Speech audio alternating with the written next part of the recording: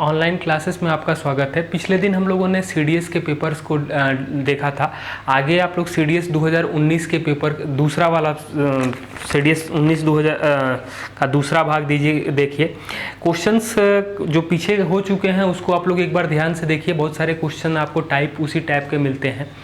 तो पहला क्वेश्चन हम लोग कर रहे हैं कि x का वैल्यू दिया गया है √3 + 1/2 और y बराबर x³ है। तो वह समीकरण क्या होगा जो y को संतुष्ट करे। तो सबसे पहला काम करेंगे कि हम इसका क्यूब करेंगे। तो इसका क्यूब आप लोग करिए तो 5 + 3 √3/4 आ जाएगा। आप क्यूब करके देख सकते हैं। तो क्वाड्रेटिक इक्वेशन में 1√5 + 3 √3/4 है, मतलब इसको अल्फा नाम देंगे। तो बीटा का वैल्यू जो आएगा वो 5 - 3 √3/4 आ जाएगा। तो हमें इक्वेशन जो भी मिलना है, मतलब y के टर्म का इक्वेशन चाहिए, तो y² - alpha + beta × y + alpha beta = 0। तो y² - जब दोनों को जोड़ देंगे तो ये हमें आ जाएगा 10/4 y प्लस दोनों को गुणा करेंगे तो हमें क्या मिलेगा 25 - 27 यानी कि -2/16 = 0। तो अब हम लोग ये 8 है, 8 से गुणा कर सकते हैं, मतलब 8y² - 20y - 1 = 0। ये हमारा क्वाड्रेटिक इक्वेशन मिलेगा। एक सवाल और हम लोग देख सकते हैं। क्वाड्रेटिक इक्वेशन में जब ABC ax² + bx + c = 0 rational number है, तो जो भी रूट होगा तो अल्फ़ा + रूट बीटा होगा, एक रूट तो दूसरा अल्फ़ा - रूट बीटा होगा। इसमें एक सवाल और पूछा गया है किसी ईयर में कि 1√5 + 3 √3 है और दूसरा रूट 5, तो दूसरा रूट 5 - 3 √3 होगा। तो a² + b² + c² upon a + b + c जब ABC रेशनल होंगे तो क्या करेंगे। तो एक इस इक्वेशन जो आ जाएगा वो x² माइनस दोनों को ऐड करेंगे तो 10x और प्लस दोनों का मल्टीप्लाई -2, मतलब a का वैल्यू 1, b का वैल्यू -10 और c का वैल्यू -2 वैल्यू पुट कर सकते हैं। तो 1 + 100 + 4 और 1 - 10 - 2 यानी कि -105/11। अगला क्वेश्चन दिया गया है कि 12 HCF है तो क्या LCM नहीं हो सकता है।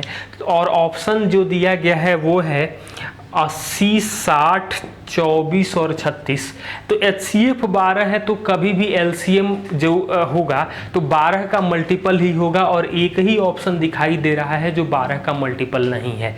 तो इसको आप लोग ऑप्शन से ही किया जाए, ऑप्शन चेंज हो जाएगा तो फिर आंसर चेंज हो जाएगा, ये ध्यान रखिए। एक क्वेश्चन का 3 पार्ट दिया गया है। 17 का पावर 174 का इकाई अंक क्या होगा। मतलब 7 है, मतलब पहला स्टेटमेंट, दूसरा स्टेटमेंट, तीसरा स्टेटमेंट करके है। तो 7 का पावर जब हम लोग इकाई अंक निकालना होता था तो पावर में 4 से भाग देंगे तो शेष मिलेगा 2। तो 7 का पावर 2 यानी कि 9 आ जाएगा, और यहाँ 7 कह रहा है मतलब गलत है। अगला कंडीशन दिया गया है कि दो विषम संख्याओं के वर्गों का अंतर 8 से विभाज्य होगा। तो कोई भी विषम संख्या का वर्ग जो होता है, ऑड नंबर का स्क्वायर जो होता है, वो 8 के मल्टीपल से 1 ज़्यादा होगा। तो पहला 8 के मल्टीपल से 1 ज़्यादा होगा तो दूसरा 8 के मल्टीपल से 8n + 1 नाम दे दें तो ऑड 1 का स्क्वायर और ऑड 2 का स्क्वायर कर सकते हैं। तो 8m - n आ जाएगा। तो इसको हम लोग कह सकते हैं कि 8 का मल्टीपल होगा। या हम लोग चेक करके भी देख सकते थे कि 3, 5 के लिए, 7, 9 के लिए कि क्या 8 से विभाज्य है या नहीं है। तो इस तरह के क्वेश्चन आप लोग ध्यान से देखिए। एक क्वेश्चन और दिया गया है, 2 क्रमागत विषम संख्याओं का गुणनफल में 1 जोड़ा जाए तो पूर्ण वर्ग प्राप्त होता है। तो 3 × 5 + 1 जोड़ेंगे तो 16 4 का स्क्वायर आएगा। तो ये तो हम लोगों ने मतलब वैल्यू पुट करके देख लिया। तो b - 1 और b + 1 करेंगे तो b² - 1 + 1 यानी b² आएगा। यहाँ पर एक क्वेश्चन और हम लोगों से पूछा जाता है कि ABC 3 क्रमागत संख्याएं हैं, तो AC + 1 का लॉग क्या होगा। ये लॉग में भी क्वेश्चन कई बार पूछा गया है। तो AC जब भी आएगा तो b स्क्वायर माइनस 1 आएगा, एक जोड़ देंगे मतलब लॉग b स्क्वायर आ जाएगा। तो 2 log b इसको लिख सकते हैं।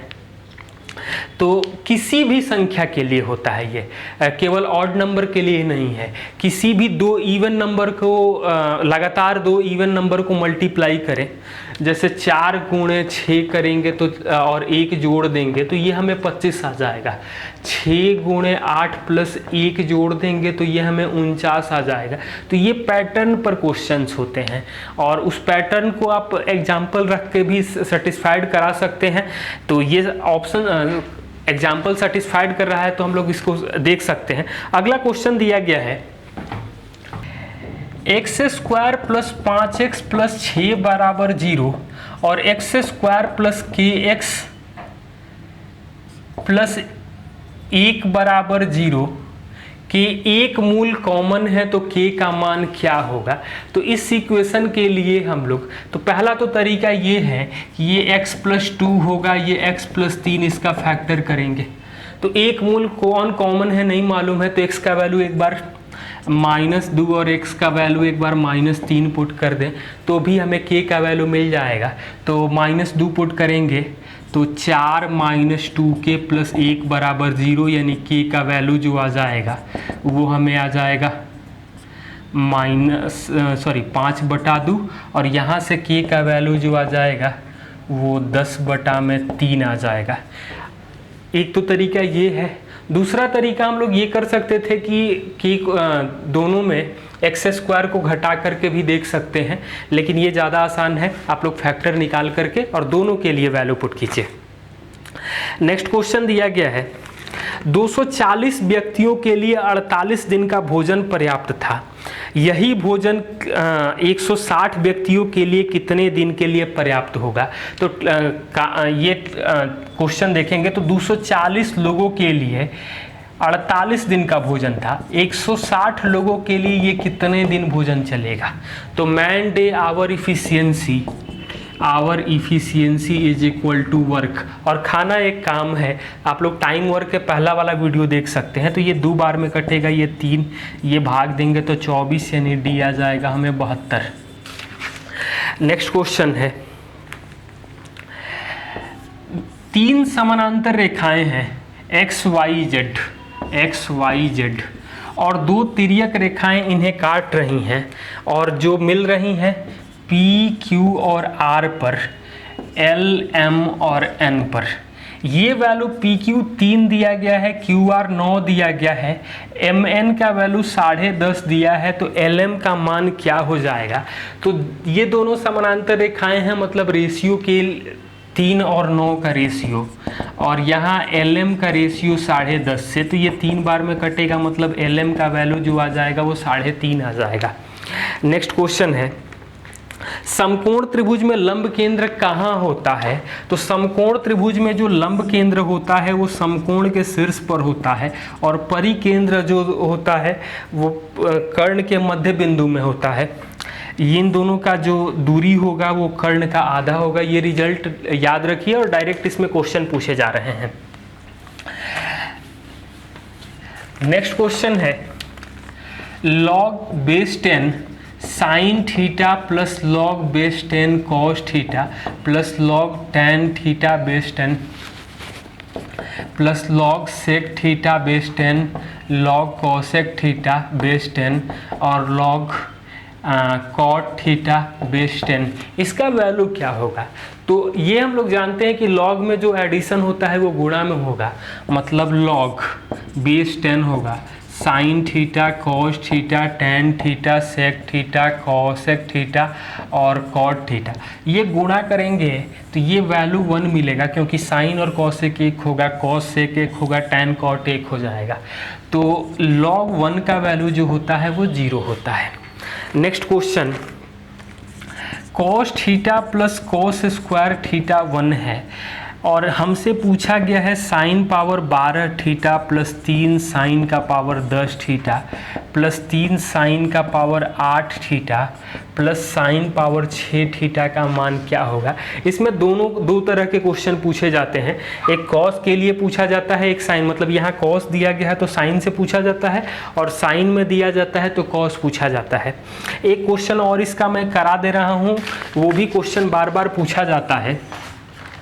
यहाँ पर हमें पूछा जाए कि sine power 4 theta plus sine square theta का वैल्यू क्या होगा।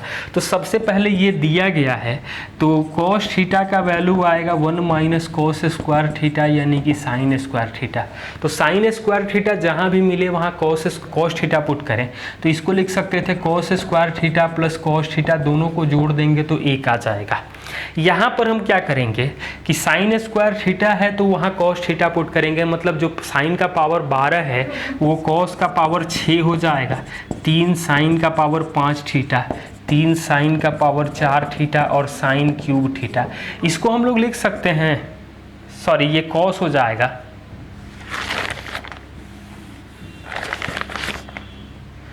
इसको हम लोग लिख सकते हैं कॉस का पावर 6 थीटा प्लस 3 कॉस का पावर 5 थीटा प्लस 3 कॉस का power 4 theta plus cos cube theta. इसको हम लोग लिख सकते हैं cos square theta plus cos theta का होल क्यूब करेंगे तो ये वैल्यू 1 आ जाएगा। इसका मान 1 दिया गया है तो 1 का क्यूब जो आ जाएगा वो 1 आ जाएगा। नेक्स्ट क्वेश्चन है, H और 2H ऊंचाई वाले दो खंभे के आधार को मिलाने वाली रेखा P बिंदु से उन्नयन कोण पूरक है और दूरी XY दिया है, तो HXY में संबंध क्या होगा। तो एक की ऊंचाई दिया गया है H और एक की ऊंचाई दिया गया है 2H।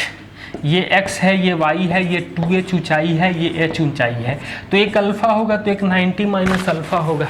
तो यहाँ से हम लोग कर सकते हैं कि tan अल्फा बराबर h बटा वाई, और tan 90 माइनस अल्फा करेंगे तो 2h अपॉन x आ जाएगा। इसको हम लोग लिख सकते हैं cot अल्फा बराबर 2h अपॉन x। अब दोनों को गुणा करेंगे तो tan इंटू कॉट करेंगे तो 1 आता है, तो 1 बराबर 2h into h upon x into y, मतलब 2h स्क्वायर का वैल्यू xy आ जाएगा। नेक्स्ट क्वेश्चन दिया गया है, ABCD एक समलंब चतुर्भुज है, AD BC के पैरेलल है।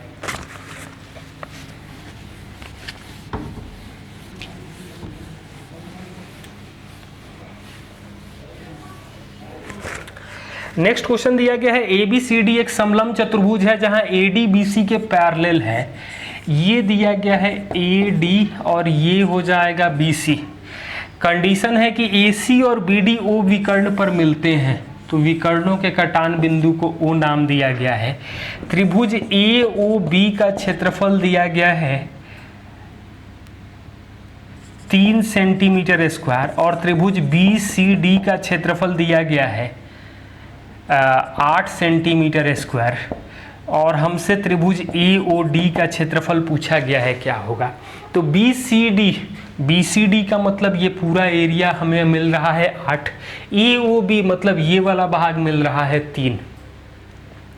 तो हम लोग ये कह सकते हैं BDC, तो इसके लिए हम लोग ये देख सकते हैं कि एक ही आधार और दो समानांतर रेखाओं के बीच स्थित एक ही आधार वाले दो त्रिभुजों के क्षेत्रफल बराबर होते हैं। तो दोनों का आधार मतलब ये पूरा वैल्यू त्रिभुज ABC और त्रिभुज BCD, इन दोनों के लिए हम लोग ये कह सकते हैं कि दोनों के आधार BC है और AD दो समानांतर रेखाओं के बीच स्थित है, तो इनका क्षेत्रफल बराबर होगा। ABC को हम लोग कह सकते हैं कि त्रिभुज AOB और त्रिभुज BOC, जबकि त्रिभुज BCD को हम लोग कह सकते हैं त्रिभुज BOC प्लस त्रिभुज COD। तो ये तो दोनों बराबर हैं, ये दोनों बराबर हैं। AOB 3 दिया गया है, मतलब इसका वैल्यू 5 होना पड़ेगा, तो COD का भी वैल्यू 3 हो जाएगा।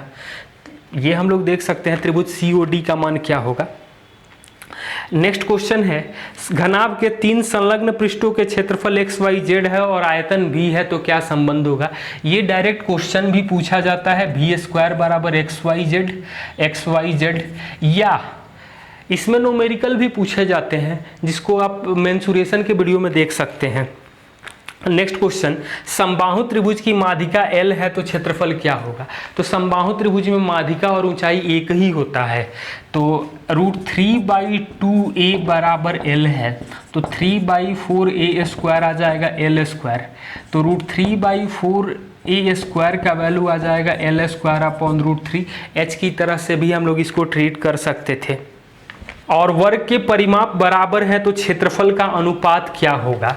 तो समबाहु त्रिभुज में 3 भुजाएं होती हैं तो 3a1, और वर्ग में 4 भुजाएं होती हैं तो 4a2। इसमें एक क्वेश्चन और पूछा जाता है, आगे मैं बता दे रहा हूं। तो दोनों के परिमाप बराबर हैं, तो दोनों को हम लोग 12 करते हैं, मतलब दोनों के परिमाप को हम लोग LCM 12 मान लें। तो 12 मानेंगे तो हमें क्या मिलेगा, तो यानी कि यहाँ पर भुजा जो आ जाएगा वो 4, यानी कि √3/4 × 4², और वर्ग का क्षेत्रफल आ जाएगा 3²। अब हम लोग अनुपात निकाल सकते थे, यानी कि 4√3:9 कर सकते हैं। एक क्वेश्चन और देख सकते हैं, वर्ग और समषष्टभुज के परिमाप बराबर है तो क्षेत्रफल का अनुपात क्या होगा। इस तरह के जब भी सवाल पूछे जाएं तो वर्ग में 4 भुजाएं हैं तो चारों भुजाएं बराबर हैं, मतलब बराबर ही दिया जाता है जनरली इस तरह के क्वेश्चन जब भी पूछे जाएं। और समषष्टभुज है तो वहाँ 6 भुजाएं हैं, तो 4 और 6 का LCM जो आ जाएगा हमें 12, मतलब वर्ग की भुजा 3 आ जाएगी, तो यह क्षेत्रफल आएगा 3²। समषष्टभुज का क्षेत्रफल होगा 3√3/2a², तो भुजा तो 6a को ही हम लोगों ने मान लिया है 12, तो ये 2 का स्क्वायर यानी कि कटेगा, तो ये 9:6√3 यानी कि 3:2√3। इस तरह के क्वेश्चन वर्ग और वृत्त के लिए भी पूछा जाता है। तो आपको रिजल्ट याद है तो ठीक है, नहीं याद है तो आपको घबराने की जरूरत नहीं है। जैसे वृत्त और वर्ग के लिए पूछा जाए तो वृत्त के लिए हम लोग जानते हैं कि R 7 होता है तो C 44 होता है, तो वर्ग के भी 4a को 44 कर दें, मतलब इसका एरिया 154 आ जाएगा, यहाँ एरिया 11 का स्क्वायर 121 आ जाएगा, और अब अनुपात निकालेंगे तो 14:11। तो इसका बेसिक कंसेप्ट ये है कि दोनों के परिमाप को हम लोग एक टर्म में न लिख करके कुछ ऐसा नंबर मान लें जो आसानी से दोनों के परिमाप को सेटिस्फाइड कर जाए, और तब हम लोग कैलकुलेट कर सकते हैं। नेक्स्ट क्वेश्चन दिया गया है कि समकोण त्रिभुज का कर्ण 10 है तो अधिकतम क्षेत्रफल क्या होगा। तो समकोण त्रिभुज का कर्ण 10 दिया गया है तो अधिकतम क्षेत्रफल का मान क्या हो सकता है। तो ये तभी होगा कि जब दोनों बराबर हों, मतलब 1/2 x × x, भुजाओं को दोनों को x मान लें, तो ये तो 2x² जो आ जाएगा वो 100 आ जाएगा, तो x² 50 आ जाएगा, मतलब एरिया ये आ जाएगा हमें 1/2 x² 25 आ जाएगा। नेक्स्ट क्वेश्चन है, खोखले गोले की बाहरी और आंतरिक व्यास 6 और 4 है, पिघलाकर 8 सेंटीमीटर आधार व्यास वाले शंकु में बदलें तो शंकु की ऊंचाई क्या होगी। तो गोला है तो 4/3 पाई 3 का क्यूब माइनस 2 का क्यूब बराबर 1/3 पाई 4 का स्क्वायर, हाइट नहीं मालूम है, तो पाई/3 कटेगा, ये 1 4 तो कटेगा, 27 - 8 बराबर 4h का वैल्यू 4.75 सेंटीमीटर आ जाएगा। तो जब भी हम लोगों को पिघलाना होता है या पीटना होता है तो दोनों के वॉल्यूम को बराबर करते हैं, जो भी आपको फिगर दिया गया है 3 डायमेंशन में। नेक्स्ट क्वेश्चन है, समकोण त्रिभुज की सभी भुजाएं पूर्णांक हैं और एक भुजा 15 है, तो अधिकतम परिमाप क्या हो सकता है। तो एक भुजा 15 है, तो ट्रिपलेट के अकॉर्डिंग हम लोग ये देख सकते हैं, तो अधिकतम परिमाप हमें पूछा गया है, मतलब कि 15 को हमें सबसे छोटा भुजा करें तो ये वैल्यू मिलेगा 112 113, क्योंकि जो फॉर्मूला होता था वो 2m² - 1 और m² + 1 ट्रिपलेट का जो फॉर्म था, या m² - 1/2 m² + 1/2, ये हम लोग तब पुट करते थे जब ये 2m इवन हो, और जब m ऑड होता है तो यहाँ 15 रखेंगे तो 225 माइनस 1 यानी कि 112, ये आ जाएगा 113। तो इसका परिमाप जो आ जाएगा अधिकतम वो आ जाएगा 240 सेंटीमीटर, जो भी दिया गया है। यही न्यूनतम के लिए बात करता तो इसको हम लोग विकर्ण बनाने की कोशिश करते, तो 9, 12, 15 के केस में देखते। तो ऐसे ही क्वेश्चन हम लोगों से पूछे जाते। अगला क्वेश्चन दिया गया है 3, 4, 5 सेंटीमीटर त्रिज्या के गोले को पिघलाकर बड़ा गोला बनाया जाता है, तो बड़े गोले की त्रिज्या क्या होगी। तो ये डायरेक्ट रिजल्ट आप लोग वीडियो में देख लीजिएगा कि 3, 4, 5 को पिघलाते हैं तो 6 मिलता है, और 1, 6, 8 को पिघलाते हैं तो ये 9 मिलता है।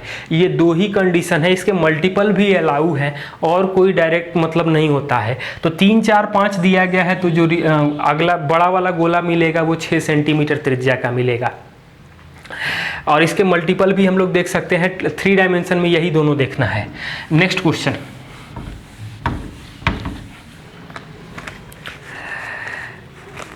अर्धगोले का आयतन दिया गया है 155, 232 और त्रिज्या क्या होगी। ऑप्शन दिया गया है 40, 42, 38 और 36। तो अर्धगोले का आयतन जो होता है 2/3 पाई r क्यूब, 2/3 गुणे 22/7 r क्यूब। अब एक चीज हमें ध्यान रखना है, कैलकुलेशन तो हम लोग कर सकते हैं जब इच्छा करेगी हम लोग, लेकिन ऑप्शन जब दिया जाता है तो क्वेश्चन में बहुत कुछ दिखाई देता है। जैसे यहाँ पर बटा में जो है वो 21 है, तो यदि r में कोई टर्म ऐसा मिले जहाँ 21 दिखाई दे, क्योंकि यहाँ जो मिल रहा है वो इंटीजर मिल रहा है, तो 21 दिखाई दे तो कुछ संभावनाएं हैं। 40 करेंगे तो ये 21 तो कटेगा नहीं, 38 करेंगे तो भी नहीं कटेगा, 36 करेंगे तो भी नहीं कटेगा। 36 के लिए तो 3 तो कट जाएगा, लेकिन 7 नहीं कटेगा, वो डेसिमल में आएगा और हमें नंबर चाहिए। तो सीधे सीधे r का वैल्यू 42 रख सकते हैं। आप लोगों को कैलकुलेट करना है तो कैलकुलेट कर सकते हैं, लेकिन एग्जाम में आप लोग तेजी से करना है तो इतना रिस्क लेके चलना चाहिए। नेक्स्ट क्वेश्चन दिया गया है 6 घन प्रत्येक की भुजा 12 सेंटीमीटर है को सटाकर घनाभ बनाया जाता है, तो घनाभ का क्षेत्रफल क्या होगा। तो जब हम लोग 6 घन सटा रहे हैं तो ऐसे तो एक तरीका है कि लंबाई को हम लोग 6 गुणे 12 कर दें, चौड़ाई को b को 12 और h को 12 रखें, तो वॉल्यूम जो हो जाए इसका टोटल सरफेस एरिया जो आएगा 2LB + BH + LH। लेकिन ये इससे कैलकुलेशन हमारा बढ़ेगा ही। आप लोग ध्यान से देखें तो 2 घन सटाएंगे तो एक घन का टोटल सरफेस एरिया जो होगा वो 6a² होता है, तो 2 घन में 12a² होते हैं, लेकिन जब सटाएंगे तो 2 गायब हो जाएंगे, मतलब 10a² हो जाएगा। इसी तरीके से 6 घन सटाएंगे तो टोटल सरफेस एरिया 6 अलग अलग घन हो तो 36a² होगा, लेकिन जब जोड़ना है तो हमें 5 जगह ज्वाइंट करना होगा, जहाँ से 10 बार हम लोग 10 एरिया को छोड़ देंगे, मतलब इसको हम लोग लिख सकते हैं सीधे 26a², और इसको लिखेंगे 26 गुणे 12 का स्क्वायर। तो आप लोग कैलकुलेट कर सकते हैं, 104 गुणे 36 कर सकते हैं, तो 3744 सेंटीमीटर स्क्वायर आ जाएगा। तो जो भी संख्या दिया जाए तो जब भी सटाएंगे तो एक बार जहाँ जुड़ाव होगा वहाँ 2a² घटेगा। जैसे 3 घन सटाएंगे तो 3 घन के लिए 18a², तीनों अलग अलग घन होते तो, लेकिन 2 जगह हमें ज्वाइंट करना होगा तो 4a² घट जाएगा, तो 14a² होगा। आगे आप लोग क्वेश्चन देखते रहिए और कमेंट करके बताते रहिए, आगे हम लोग नेक्स्ट पेपर को सॉल्व करेंगे। Thank you.